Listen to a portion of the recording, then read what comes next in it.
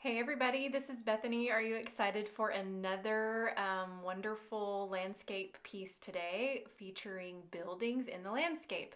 This reference photo you can see there on the left up on your screen is from I took this while my husband was driving out my window. It's kind of blurry, but we were in this little town in the panhandle of Texas heading towards Dallas, and I saw this little scene and I was really trying to capture kind of this hometown, very small town feeling, just driving through this little town, seeing all these neat little old houses. And so today we're painting this scene.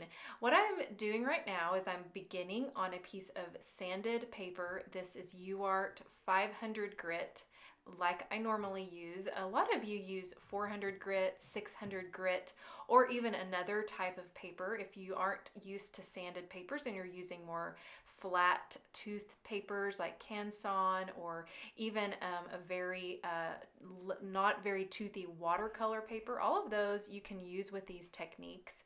But I am going to be using a wet underpainting with rubbing alcohol and hard pastel. That's normally what I like to do with my pieces. If you're not familiar with that, I'm sure if you watch more of these videos, you'll be educated on exactly how I do that. But right now I'm just sketching in the general angles, and I am trying to be very accurate here. And one thing that I love to do, especially if I'm drawing in angles, is I like to hold my pencil up against the subject. In this case, it's the angle of that gable over the doorway. And what angle my pencil is, I like to think of it as a clock. So on the left hand side, that angle might be 7:30. That downward angle might be a 7:30, and the one on the right hand side might be a 4 o'clock or 4:30. That will help you put in more proper angles if you start seeing things like a clock. Somebody told me that at one point, and that was so helpful to me, and I still think about it all the time, is what time is that angle at, and then I can render that more correctly in the beginning stages of my underpainting. I'm using a spruce blue new pastel to gesture in especially the shadow colors that are present in this reference photo. And I'm also putting in an analogous, very warm, this is a very neutral, warm green. I would call it's almost close to being a brown color. This is a harder pastel. This is a Giraud that I'm using right now. Of course, I purchased a new set of Giraud at the recent IAPS convention back in June, and I'm still loving them, getting used to them. I'm having a lot of fun using them in my underpaintings and in my final layers of my pastels. I'm speeding up this process a little bit to where I'm actually swiping in rubbing alcohol. I poured rubbing alcohol in a little cup that I use, and I'm using my number 6 size fan brush to swipe that rubbing alcohol over my hard pastels to create a wash. You're basically creating paint here because pastels are pure pigment, the same type of pigment that's in watercolors or in oil painting. If you added oil, it would be oil paint. If it was in a pan in a different type of form, it would be watercolor because you're adding water to it. This pastel is dry, and so when we swipe in a wet medium over it, it becomes paint. So we're using it to create washes on our paper to create that those value ranges that we need. If we get the value right in the beginning, then our job becomes so much easier as we apply the pastel in subsequent layers. Now you'll notice that there is a large tree over there on the right that I am using the pencil to re-establish kind of the edges of the trunk and where exactly it is.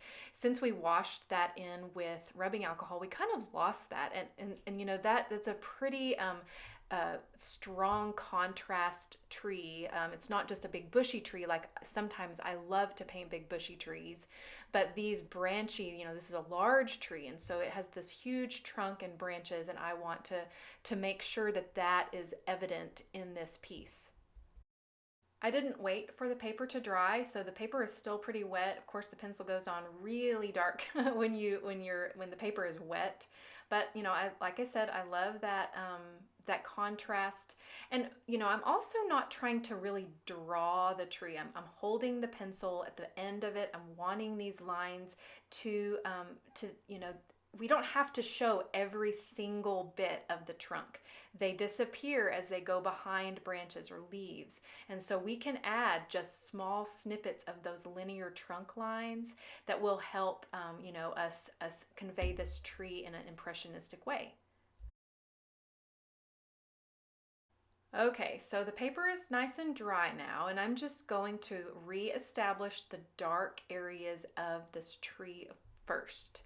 Now, of course, whenever we paint buildings in the landscape, we still have to paint the landscape. And so these are really, tutorials on not only buildings, but also trees and different, shadows and how we convey shadows accurately within a building, and how roofs and alcoves and little gables cast shadows, what dappled light does.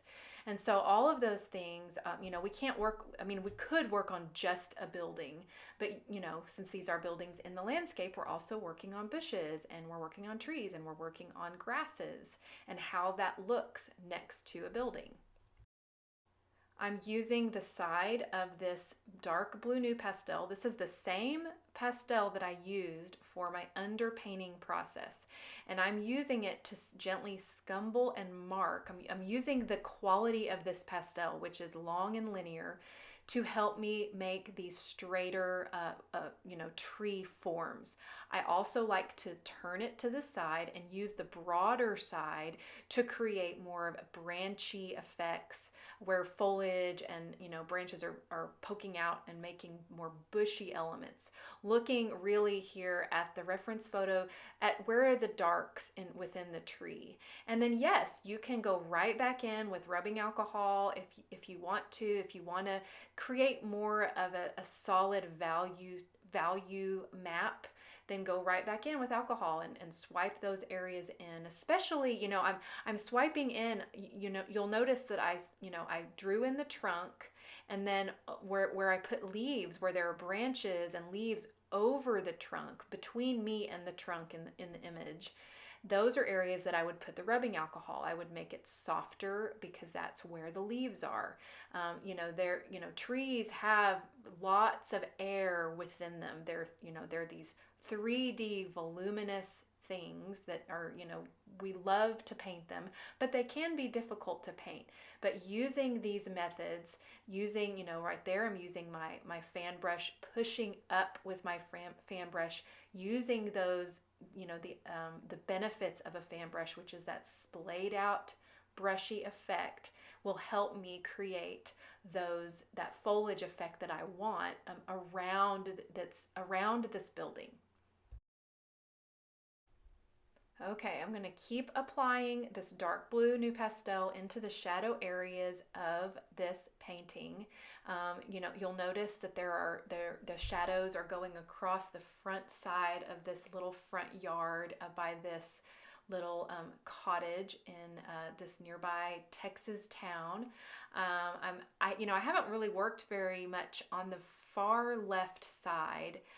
I really like, whenever I'm creating a painting, I almost work from the inside out. I don't always have a lot of detail on the outer edges of a painting, and if I do add them, I add them at the end because I really want to hold the viewer inside. I love those unfinished areas. It just breathes a lot of life into these pieces. I like to keep a lot of the pastel paper and of course the underpainting showing, because it just adds this beautiful translucency and allows the painting to breathe a little bit. This is an example in my artwork where I'm not necessarily painting with bold, vibrant color, very interpretive color, I would say. Oftentimes, if there's a sunlit area in a piece, I will underpaint with pinks or with very vibrant oranges, reds, things like that. This piece, I really wanted to keep more of the local color. Local color also means more accurate color, or what we actually see. What is the color that we see, and how do I paint that on my paper? And of course, there aren't necessarily dark spruce blues within a bush. That far left bush is mostly blue right now. But those are just great shadow colors. So that is a little interpretive. I didn't use a dark green color for a shadow. I used the dark blue because it just automatically creates these shadows that are just so believable and easy to paint over and easy to add green to. Blues and greens are analogous, and so they're usually very quiet together. It's not this very harsh, vibrant, bold color combination. They're a little quieter, softer color combinations. And if you have been watching any of these building videos, or any of the videos that I have put out before, you'll notice that I tend to work on one subject matter until I'm satisfied enough or I don't know what else to do. And then I move on to the next subject matter. So right now I'm mainly working on the trees that are surrounding this house. I want to establish the different greens, how there is a lot of light behind this building, how this main tree is really shading and shadowing this little cabin. One thing you'll notice, I took in some rubbing alcohol and I kind of swiped it in. That wasn't for necessarily to reveal more tooth or even to knock it off, but those alcohol, that brush effect, it creates small little lines and little texture within the pastel. And I love that effect. And so every now and then I'll bring that alcohol right back to get more of the texture effect. It's less about knocking off the pastel or revealing tooth in this case especially, and it just becomes about that added textural effect that those little brush marks make within the pastel. I'm starting to cut in some sky holes into my tree, really looking at the reference photo here and how it's peeking through.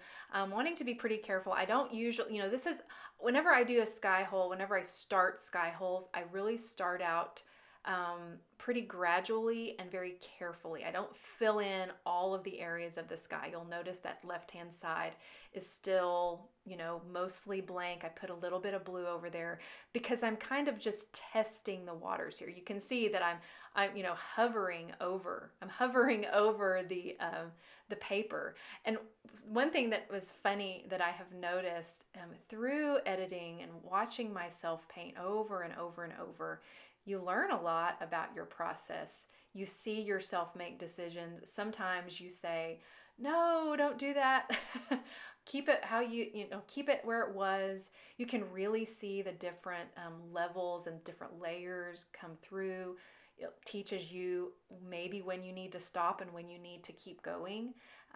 But also it makes me, I laugh often because I will hold my pastel and it's almost like for people who golf, but when they take practice swings, practice putts, I often will hover my hand and almost, I'm not trying to, consciously making the practice marks of what I'm wanting to put on the paper, but I often will just hover and just, almost gesture in a practice mark in the air, and then I put it on the paper. I've noticed that again and again and again, and I think it's kind of an interesting way of how to see myself make a decision, really making sure that that's what I want to do, if that's the mark I want to make. It's really this unconscious choice as an artist that I've noticed about myself. It's real interesting. Along those lines, I would encourage you guys to film yourself painting. We all have phones. We all have the ability to turn that camera around.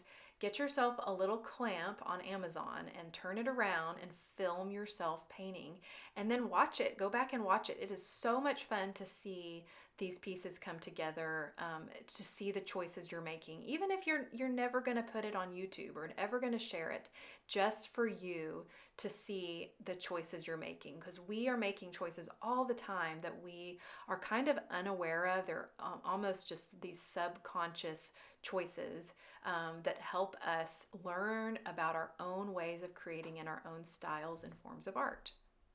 I want to, since I am, painting this as more of a local color piece. Of course, my Blessed Summer painting, that building is red in that reference photo, and I painted a blue building. This painting, I do want to recreate this white house. So I chose to put down some very light peach underneath that gable. You can see there that I'm using it right now. And then also a very, very, very light cobalt blue that I'm really glazing those two colors together. Shadows are cooler, and so even on a white house, a lot of it would be blue in the shadow, or it would look blue. It's reflecting the sky color. It's filtering through the trees. So there's also going to be a greenish cast as well. And I'm just gently blending those two colors together, almost as if I'm mixing paint on my paper. I'm also going to put in a little bit of this roof color, this is a dark blue gray new pastel, and I'm just going to weave it in and out, from behind and that tree over there. I'm not finished with that tree at all. There's a lot left to go on this painting, but now, I'm ready now. I've worked enough on the big tree and that bush on the right, or on the left, and then some of the grasses, that I'm happy enough that I need to put in these other areas so I can start to work towards the finish. I'm going to use my flat glazing brush that I use often. I like it because it has this very square, flat edge that helps me with those edges of the roof line, so I can make sure that it's nice and at least accurate. It looks flat. It looks like a roof. It looks like a hard line against the softer trees in the background. I will pull out, you can pull out rulers at this point if you really want to make sure that your lines are straight, and especially if they're even across. I'll do that in a second, to where I want to make sure that the roof on the left matches the roof on the right, especially since there's that gable in the middle. I'm also rubbing alcohol down onto that gable right there, and you can see that just kind of blends those colors together, that off creamy white that I used with that light blue, just to pull that down. It also kind of pulls down the darker color of the windows, and I love that effect. It's just kind of a hazy, misty effect. This is a style choice. It's not completely accurate. Of course, a window wouldn't look like it was hazy at the bottom of it. It would be very hard edged. But I want to create a mistier effect, or an ephemeral quality that is a painting quality. That's something that I'm working towards all the time. And so those are elements that I keep in. If I like a brush mark, or a mark of my pastel, and if it feels right, if when I look back, it reads painterly and loose, then I will keep it and I won't touch it again. Okay, so now it's time to put on some dry pastel over there on that far left bush and in the grass areas. This is a Townsend thin line pastel. I love Townsend pastels. If you've never tried one, they have this beautiful pumicey quality, beautiful gestures you can make with these pieces. I love the way they scratch on your paper. This is a very cool green. I want to keep that bush a lot in shadow, especially that as it gets closer to the house. It helps nestle that house into this landscape. And so adding that cooler color as a bridge value between that dark blue base and then the other areas of that bush that are more sunlit, because the sun is on that side. It's hitting that side. Actually, I believe the light in this scene was pretty directly overhead, and you can kind of tell that because of the cast shadows within the reference photo, how it looks like it's almost directly down. That tree that's, arching over, there are, it matches up. The light at the bottom of the piece matches up with how that tree arches over. And so those bushy areas, there is light hitting it, but the deeper parts of that bush, I'm going to keep, that dark blue. I love that color. I'm pulling in some lighter value. This is a Richardson. I'm actually going to pull out my ruler right here because my roof line isn't straight, but I don't want the roof line I don't want to draw the roof line in. I want to draw in the foliage. And so I'm using that ruler as almost a little barrier and just tapping that foliage color over and, hit to make sure then the ruler is stopping me from going too far. So it straightens out my roof while softening that edge and making sure that the roof line is nice and straight. You'll notice in my reference photo that the light is very bright. This is a bright, sunshiny day, and I'm really wanting to have that local color showing. And so one thing is you can see the contrast of how bright the green is underneath that lowest branch of the tree. And that's, something I really want to be evident in my piece. And so using this very light green, carving it up against that branch and through those branches and having, it's not always about the sky hole. Whenever we create any kind of air or depth within our tree, we could be, putting colors that are distant trees in the background, like is in this case. So it's not just adding sky color, it can also be adding distant tree colors, which are cooler greens, this, lighter greens, in this case, a little bit more neutral greens as well. They're light, but they're also pretty neutral. They're not as bright as you would think that they are. Just, weaving them in and out behind this large tree. This is another green Townsend that I have, and I love the color of it. It's just a really true, just a true green.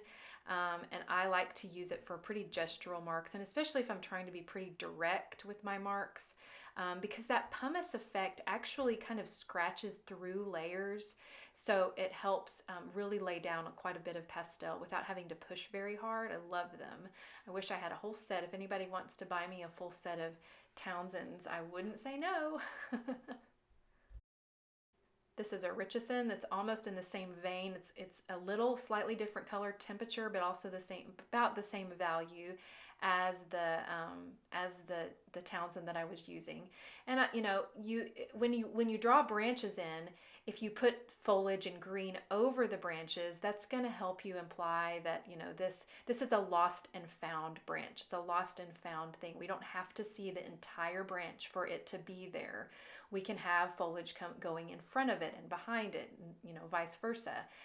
If in doing that you lose some of it, I like to take a pencil like this one, and I like to just re-establish those dark lines. And right now what I'm really looking at is more of the shadows that are being created on the trunks.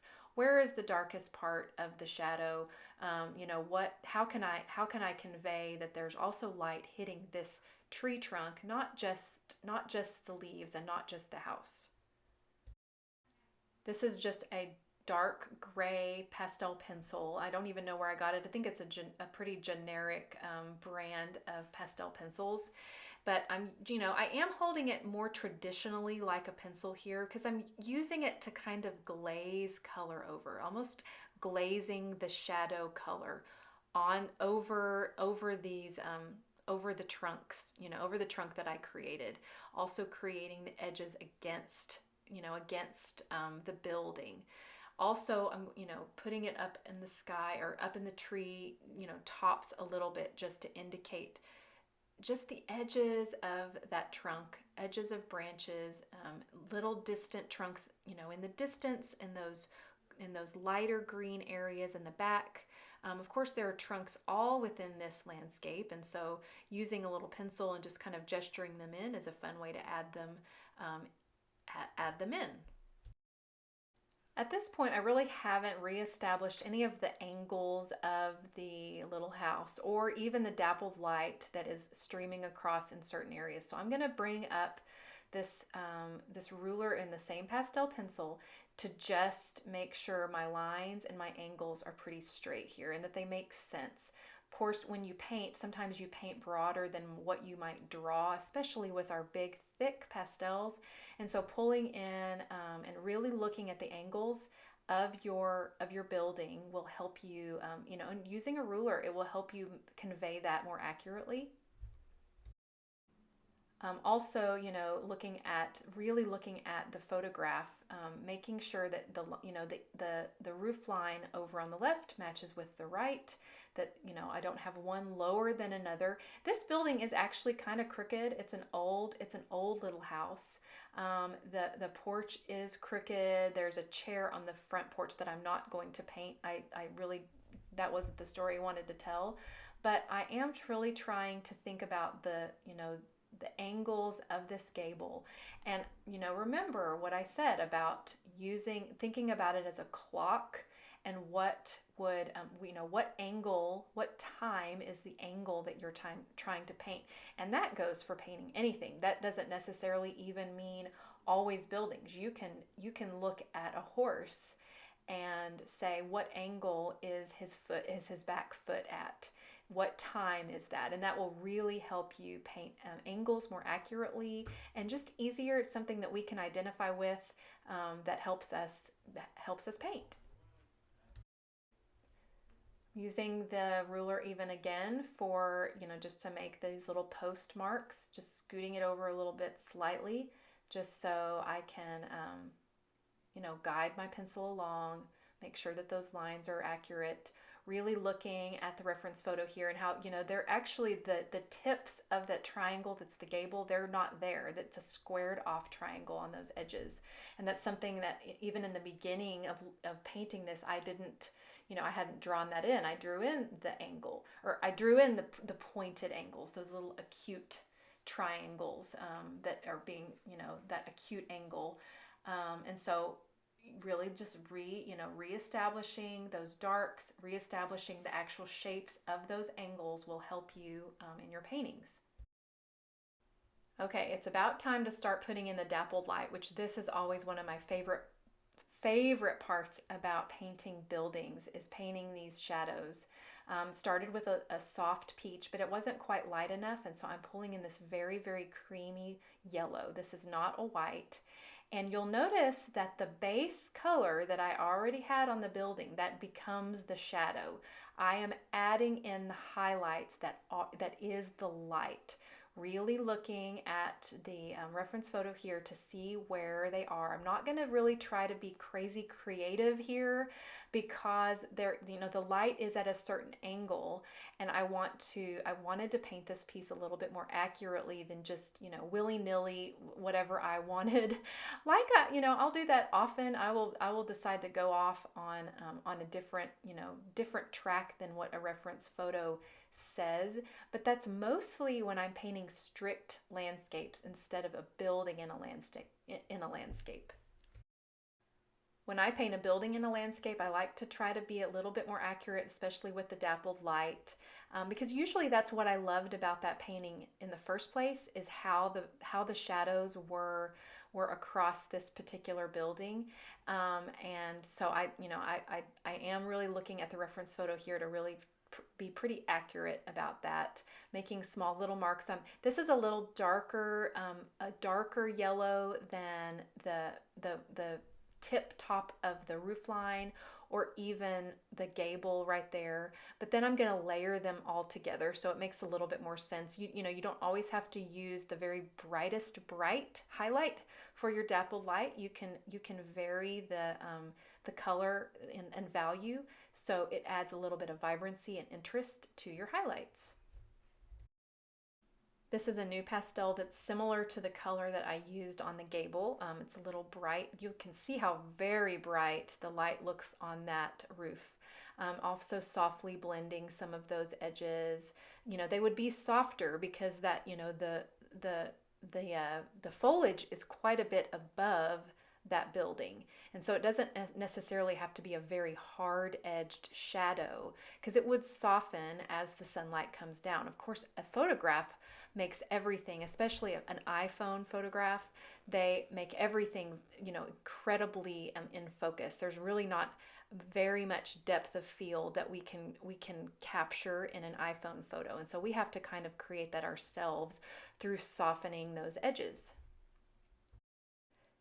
This is where it's really important not to get too far ahead of yourself or go overboard. Of course, I love to make these marks so much I could just make them all over this building, but I really wanted to be accurate, and so I'm going to show restraint, and I'm going to move on to the front grass areas.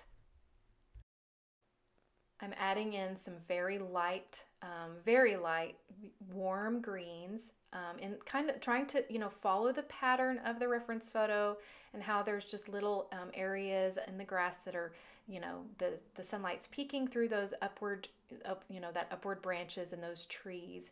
And then also how it gets very, very bright on that far left side. This is a new pastel that I'm just, using the linear marks pretty loosely to gesture in those marks, and then pulling it straight down, just adding that really bright area of the grass. Now that I'm happy enough with that, I'm going to add some more of that same very bright green. Using you can tell I'm pushing pretty hard in on those distant trees, to show that, that really bright green. Even putting a little bit of that over those marks. I had made those little pencil marks with those distant tree trunks. Putting a little, some marks in front of those tree trunks will help you convey that, there's foliage in front of and behind this trunk. And then also adding a few little marks up there in that main tree, because those distant trees are showing. I mean, they are, they're kind of weaving in and out and through. The blue sky is showing, and that very bright green is also showing. And so we're painting sky holes, and we're painting tree holes, or distant trees behind this tree. Pulling out that glazing brush just to tap with some alcohol, just to knock a little bit of those very bright areas off, and also just to kind of soften them. The bristles and the alcohol kind of creates the same little brushy effects that I like, that just help make, just kind of soften those edges a little bit. Also squaring off that far left gable, the end of it. It's not a triangle. It's cut off, and so that's something I want to accurately render.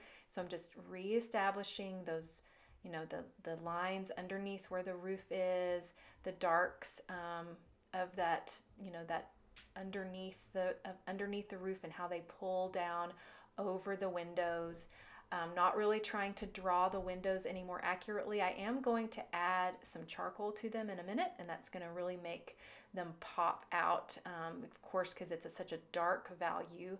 But I love, I like a really dark window, especially, whenever I've added the windows with pencils or with a dark pastel, and then I kind of carve around it, so you can almost see how I'm creating little mullions between the panes, and that, that's not something I'm drawing. I'm negatively painting that with the charcoal on top of my underpainting. You can see here that I'm just pulling the edge of that charcoal down, re-establishing that hard edge of the doorway right there. And, I'm really kind of wanting this to almost look like an open doorway. This is an old little cottage. I'm not even sure that it was habited at the time. And so I kind of want to tell that story a little bit, that this is just an old little house, in some small little town. And I love those loose marks of doorways and windows. I don't love to square them off to make them completely accurate, especially in an old little house like this. I still need to work on the posts, holding up the gable. We have to have something holding that little porch up. The left-hand side in the photo, you can see that it's not painted. It might have been repaired at one time, or maybe the paint fell off. On the right-hand side, it is painted, and so I want to tell that story and make that part of my piece, because that's one thing that makes this painting or this little house special. I'm also wanting to darken a little bit of the tree overhead. I think I kind of lost a little bit of that darkness just in adding those spring greens. I think I lost a little bit of the contrast that I really like. And so I'm adding in a little bit of darker warm green pastel here over those layers. And then in a second, I'm going to actually hit it with some workable fixative that's going to help those shadows kind of come back to life. But that's something that you can always evaluate your own paintings to see, did I lose something that I was trying for? How can I get it back? Sometimes that means removing the pastel. Sometimes that means adding in rubbing alcohol if you've lost tooth and you've overworked something. In this case, I think I lost that dark shadow that I really wanted because I was adding in all of those green colors, and it lightened it a little bit too much for my liking. And so how to solve that problem is, in this case, I'm going to add some workable fixative. There are definitely numerous ways to fix something if you've gone a little bit too far, instead of just saying, oh, never mind, I'm just going to quit and not finish this piece. So, think, keep all of that in mind whenever you are struggling with a painting, to see, what could I do that would help me finish this piece and to be satisfied with it. Added some more sky holes in, and then added that pretty cobalt blue over there on the left hand side. Really stepping back to make sure that whatever sky holes I add in, is it necessary? Does it add anything to the piece, or is it just making it look like there's Christmas tree ornaments hung on my tree? I'm really trying to be delicate here. Of course, there's so much delicacy in foliage. We could endlessly paint all the little dots and all of the, accurate leaves and all of, the numerous amounts of sky holes that there actually are. There's actually a ton of them. But we don't want to always put all of them in. And so we have to be, pretty conservative with our sky holes in this case. I'm wanting to add a few more of those little trunks in the background, and so just pushing up on this pastel pencil will help me, make those more organic lines of distant tree trunks. Or even, if you're doing branches, that's another way to do branches, is to push up or out with your branch, with the pencil. This is a really bright Richardson that's actually a little bit darker than that new pastel that I added at the base, at the very left-hand side there at the bottom. It's a little bit more, it has a little bit more chroma or strength or power to it, which means it's just a little bit brighter. It just is perfect for that color of the grass, especially this type of grass. We have a lot of Bermuda where I live, and it's a very light colored grass, especially if it's hit by the sun. We don't have a lot of Kentucky bluegrass or those deep colors of green in our grasses. Our grasses are a lot more yellow or clear almost, especially when they're hit by the sun. Probably because honestly they're very dry grasses. Bermuda can grow with basically no water. And so that's the majority of the type of grass that is grown here in the panhandle of Texas. Okay, I am spraying right now with my workable fixative, and you can just see very short little bursts kind of around the frame, like as if you're framing the subject. The edges is what I sprayed, and that just helps darken it just slightly to where those contrasted values, especially of the tree over the building, and how it contrasts with the white of the house, just makes it a little bit stronger, to where I like it a little bit more. And of course, I love to add the black tape towards an end of a piece because it just helps me kind of see the painting as if it was finished and what I might be able to change. Maybe a single mark, brush out an area, add an area. It just helps me kind of finish to where I'm satisfied with my painting. One thing I love to do is add just the analogous color of a little bit of turquoise blue, especially if I've used mostly ultramarines or cobalts. I like to kind of just scumble in some turquoise as well. It just helps add some vibrancy to the sky that I love so much. I hope you guys enjoyed watching this building piece come together. I have another one next week. This has been a fun month to explore buildings in the landscape, and I hope you're enjoying it. I will see you guys soon. Thank you so much for being here. Bye-bye.